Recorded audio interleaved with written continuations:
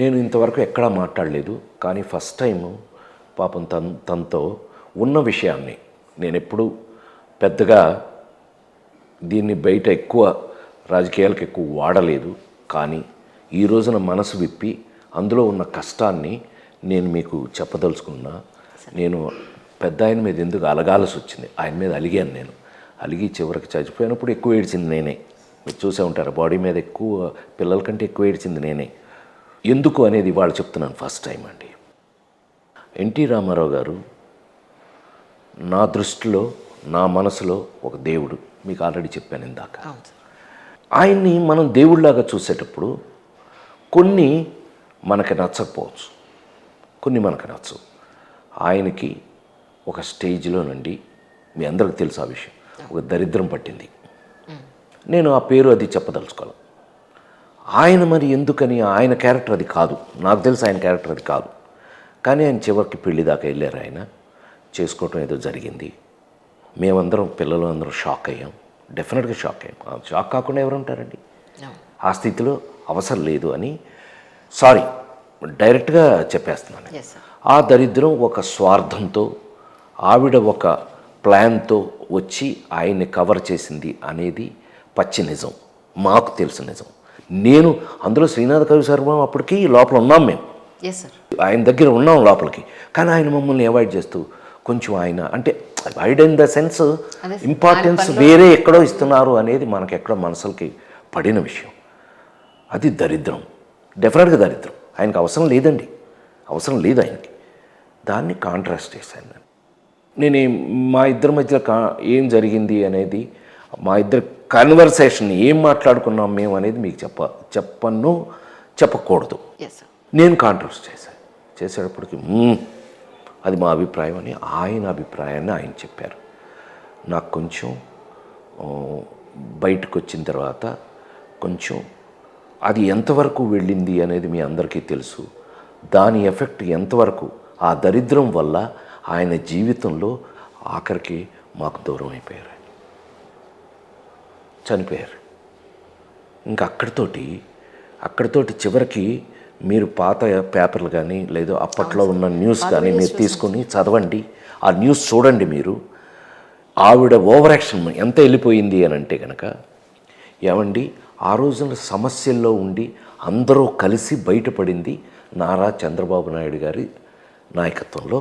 వీళ్ళందరూ బయటకు వచ్చి మొత్తం మీద ఈయనేదో అడ్డం పెట్టుకుని మొత్తం మీద తెలుగుదేశం అనే పార్టీ, నాకు రాజకీయం తక్కువ అని చెప్పాను కదా, బయటపడ్డారు, సేవ్ అయ్యారు. ఏదో రకంగా సేవ్ అయితే అదేంటే ఆవిడ మర్యాద లేకుండానే మాట్లాడుతున్నాను కాదు, నాకు అంతే. ఆవిడ మీద మర్యాద లేదు, నాకు ఉండాల్సిన అవసరం లేదు. నాకు ఆవిడ ప్లాన్ చేసుకుని వచ్చి పెద్ద ఆయన జీవితంలో దూరి మా పెద్ద ఆయన మాకు లేకుండా చేసింది అనేది నా అభిప్రాయం. అలాంటిది ఆవిడ ఎలక్షన్కి దెబ్బకి ఆ ఎలక్షన్లో నేను తిరిగి, మీ అందరూ పాత పేపర్లు కావాలంటే చూడండి, ఆవిడకి మీద ఒంటి కాలు మీద లేచి ఆవిడని తొక్కేసిన మెయిన్ ఫ్యాక్టర్స్లో రాజేంద్ర ప్రసాద్ కూడా. ఇది పచ్చి నిజం. మేమందరం కలిసి తొక్కేయాల్సి వచ్చింది. ఎందుకు అనంటే కష్టపడి పెద్ద ఆయన్ని పోగొట్టుకుని మేము చివరికి చంద్రబాబు నాయుడు గారు అనే ఒక పడవ దొరికి మాకు ఆ పడవలో అక్కడి నుంచే చంద్రబాబు గారికి నాకు అటాచ్మెంట్ ఎక్కువ. ఆయన నన్ను అక్కడి నుంచి బాగా చూశారు. నేను ఎట్లా అయితే ఈవిడ మీద ఒంటికాల మీద లేసాను, మనం అందరికీ ప్రజలందరికీ అర్థమయ్యేటట్టు చెప్పాను. నేను ఇమిటేట్ చేసేవాడిని ఎక్కడికి వెళ్ళినా. కొంచెం మనకి యాక్టర్ కదా, మనం టాలెంట్ ఉండేది కదా. సో సీన్లు యాక్ట్ చేసి రకరకాలుగా ప్రజలందరికీ చెప్పి ఏదో నాకు చేతనైనంత. నేను రాజకీయంలో అప్పుడు బహుశా ఎక్కువ తిరిగాను. నేను రాజకీయంలో కొంచెం తిరిగాను, కొంచెం ఆరోగ్యం పాడయ్యేంత తిరిగాము. ఆ తర్వాత ఇక చంద్రబాబు గారు సీఎం అయిపోయారు. ఇక అక్కడి నుంచి ట్రెండ్ మారిపోయింది. Take over. ఒక్కటే చెప్తాను, ఆ రోజు చెప్పిన వాటిలో హైలైట్ ఏంటంటే, ఆవిడ తరఫున చాలామంది వెన్నుపోటు అనేవారు చంద్రబాబు నాయుడు గారిని. అది వెన్నుపోటు కాదు, తిరుగుబాటు అన్న ఏకైక వ్యక్తి రాజేంద్ర ప్రసాద్. రాజకీయం గురించి అది నా ఎక్స్పీరియన్స్ అండి. కానీ మీకు తద్వారా పెద్ద ఆయనతో ఏంటంటేనండి, చెప్పాను కదా కాంట్రవర్సీ మా ఇద్దరికి డిస్కషన్ అయ్యి, నేను అట్లా కాదు అండి, ఇప్పుడు మీరు తప్పు చేయడానికి అవకాశం లేదు అని అని ఫైట్ చేశాను నేను. ఎందుకు అని అన్నా, మిమ్మల్ని చూసి ఇన్స్పైర్ అయిన వాళ్ళు ఎంతమంది ఉన్నారు, మీరు మాకు దేవుడు, మీరు చేయకూడదు అలా అని ఫైటింగ్ ఆయనతో చేయటం వల్ల అలిగి చివరికి ఆయన చూడటానికి నేను కొంతకాలం చూడటానికి వెళ్ళలేదు అని ఆయన బయట రాజశేఖర్ జీవిత వాళ్ళ దగ్గర కూడా ఆయన బాధపడిన మాట వస్తా వాళ్ళు బయట చెప్పారు నాకు. ప్రసాద్ నేను పెద్ద ఆయన అడిగారు, ఏంటి మా ప్రసాద్ రావట్లేదు, ఏంటి ఏమైంది, వారు ఎక్కడ ఉన్నారు ఏంటి అని అడిగారట.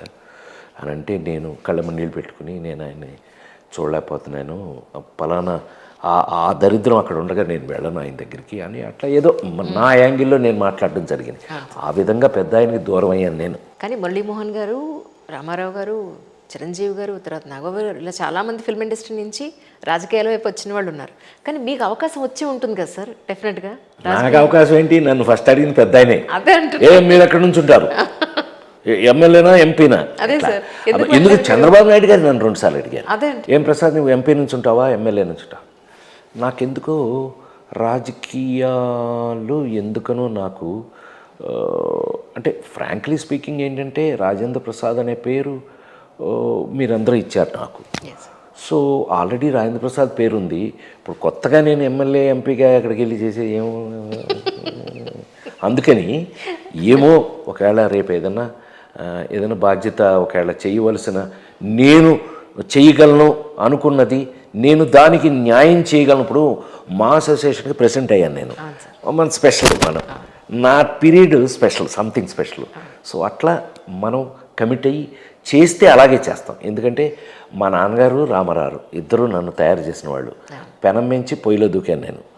పెనం మా నాన్నగారు, పొయ్యి ఏమో రామారావు. పెనం మించి పొయ్యిలో దూకి రెడీ అయిన వాళ్ళం మనం. సో ఎక్కడైనా జెన్యూన్గా ఉండి జెన్యూన్గా పనిచేస్తాం కాబట్టి ఆ పైన దేవుడు ఏది మందేది. నేను ఎప్పుడూ ఒకటి నమ్ముతానమ్మాయి, నీకు చెప్పాలి, నాకంటే నాకు వచ్చిన అవకాశం గొప్పది. ఆ నలుగురు సినిమా అప్పుడు చెప్పేవాడిని ఎక్కువ ఇది. ఎందుకనంటే మనకు అవకాశాలు ఇచ్చేది దేవుడు. ఆ వచ్చిన అవకాశాన్ని మనం సద్వినియోగపరచుకుంటున్నామా, సరిగ్గా దాన్ని యూజ్ చేసుకుంటున్నామా లేదా అనేది అది మన మీద ఆధారపడింది. నా నమ్మకం అది నిజం. లేకపోతే అంటే మీరు భగవంతుడిని నమ్ముతారా సార్? నేను నమ్మేదే భగవంతుడిని. ఇప్పుడు ఇవాళ ఇక్కడికి వచ్చానంటే కూడా స్వామి పంపితే వచ్చాను. నీకు ఒక కాంట్రవర్సీ తెలుసో లేదో, తిరుమల కొండ మీద కాటేజీ కట్టిన ఏకైక నటుడిని నేను. రాజేంద్ర ప్రసాదము. తిరుమల కొండ మీద కాటేజీ కట్టిన ఏకైక నటుడిని నేను. ఆ పేరు పెట్టింది సి నారాయణ రెడ్డి గారు, గురుగారు. మేము ఆయన గురుగారు అని పిలిచేవాళ్ళం. సి నారాయణ రెడ్డి గారు. ఆయన పిచ్చ ఇష్టం నేనంటే. ఏ రాజన్ అని పిలిచేవారు. ఆయన ఏంటే ప్రసాద్ అనకుండా ఏ రాజన్ అని పిలిచేవారు. జగదేవిని కథలో రాజనాల్ గారిని వాళ్ళని పిలుస్తారు. ఎంతోమంది మహామహులు మీ కళ్ళతో చూశారు, గొప్ప ఎత్తుకి ఎగిసిపడ్డ కెరటం. ఆ తర్వాత మళ్ళీ వాళ్ళు కాలగమనంలో మనకి ఆ మనిషే కనిపించకుండా పోవడం ఎంతోమందిని చూశారు, మరి ఇంట బయట అన్ని చోట్ల.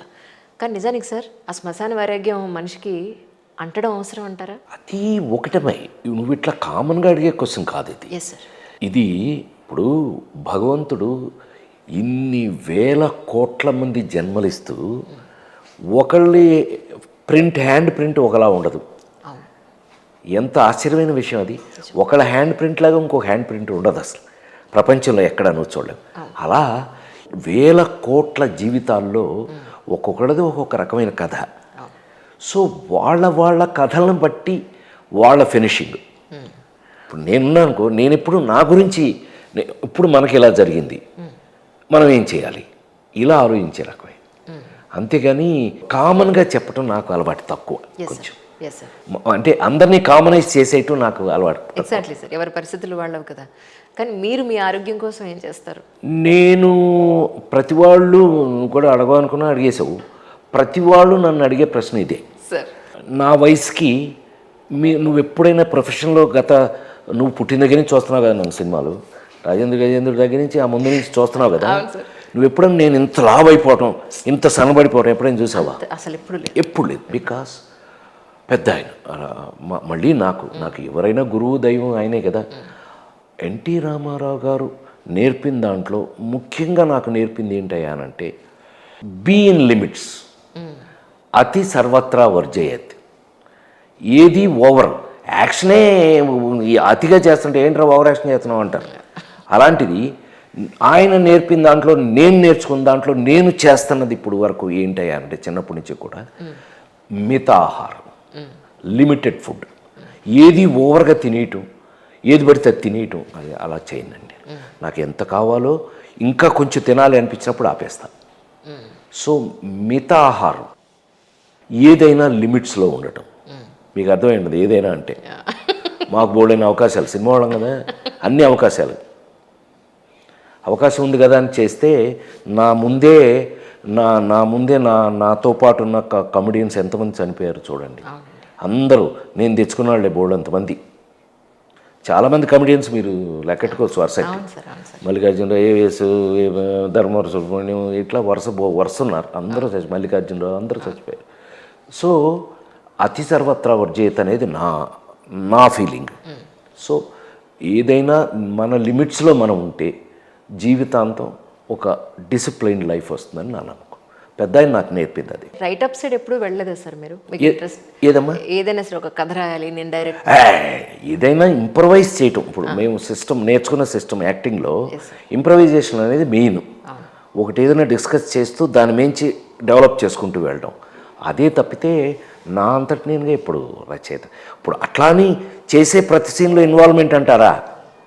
ఇప్పుడు ఒక సీన్, ఇప్పుడు లేడీస్ టైలరు ఒక సీన్ చేస్తున్నాము అని అంటే కనుక తనకెళ్ళి భరణి రైటరు కూర్చుని అతనితో డిస్కషను, ఫైటింగ్లు, జభాషలో రాజభాషలో మచ్చని జమచచ్చ సుజాత మై మర్జాత తుమారో చుట్టూ పిరిజాత అది నా తలరాత, హం పడా తుమారి తొడ, హం బచ్చా బట్టల సత్తులు వచ్చా.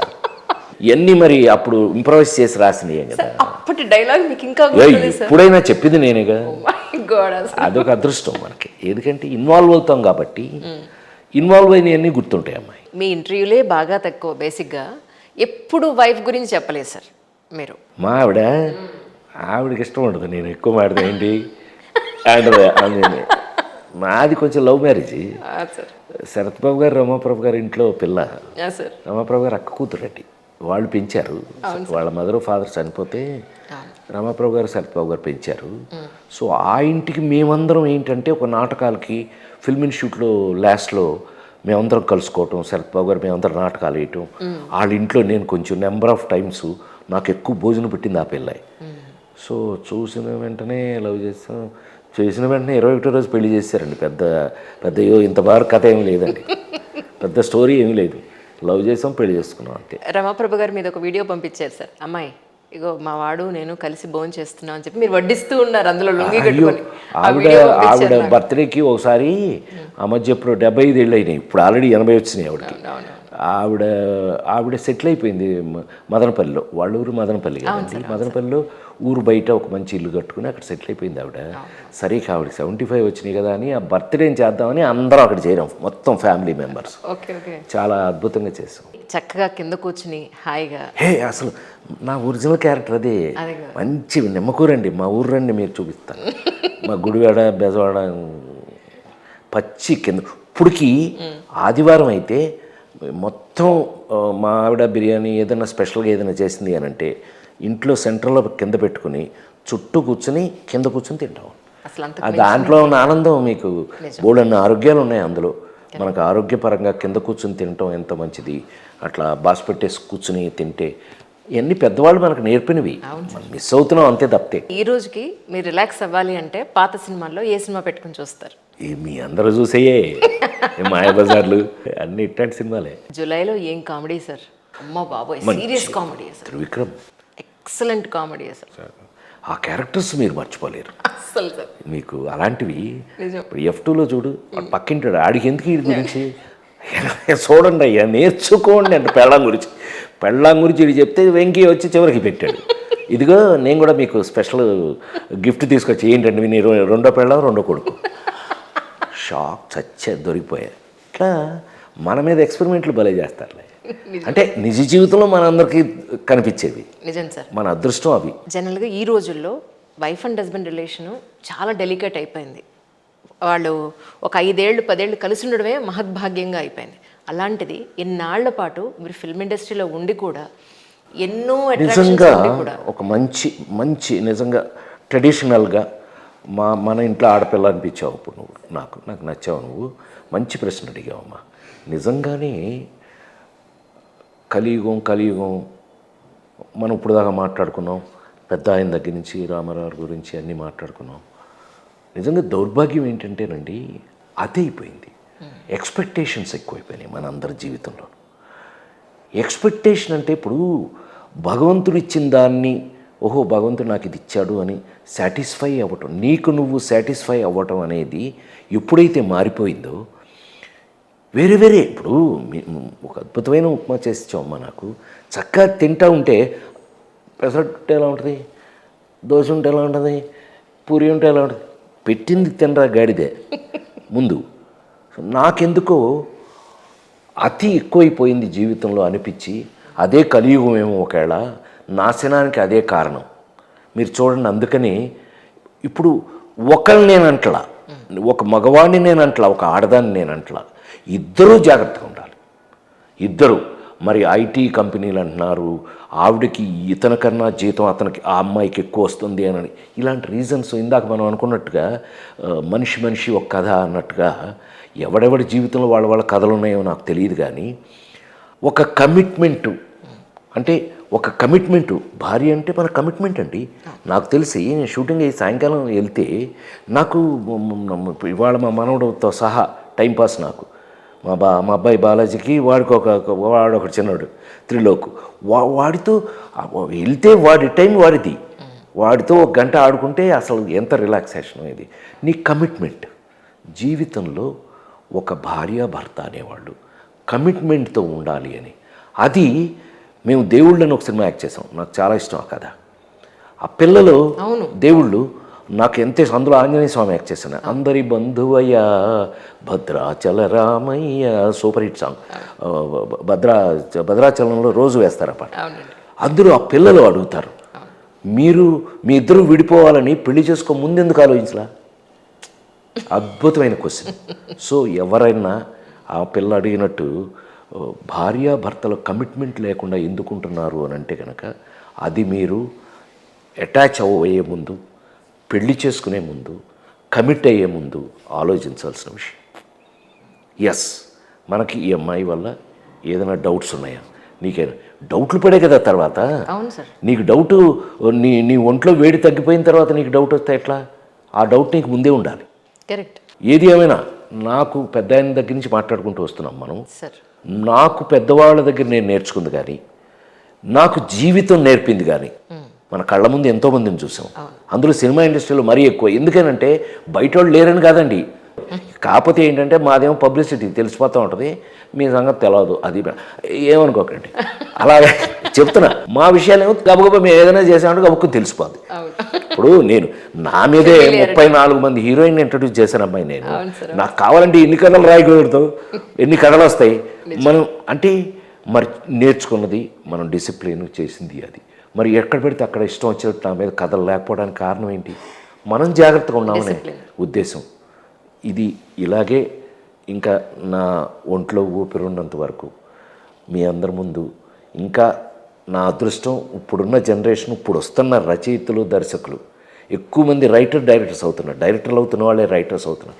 వాళ్ళు నా కోసం క్యారెక్టర్స్ రాసి అద్భుతంగా ఇప్పుడు సినిమాలు చేయటం, నాకు ఇంత మంచి క్యారెక్టర్స్ ఇచ్చి మీలో, మీ ఇంట్లో ఉన్న మనిషిగా నన్ను ఇంకా కొంతకాలం పాటు మీతో ఉండనివ్వడం నా అదృష్టంగా భావిస్తూ, థ్యాంక్స్ అమ్మాయి. ఒక గొప్ప అదృష్టం ఈ ఇంటర్వ్యూలో మీ అందరినీ చూసినందుకు. నేను చాలా గొప్పగా. మళ్ళీ కలుద్దాం.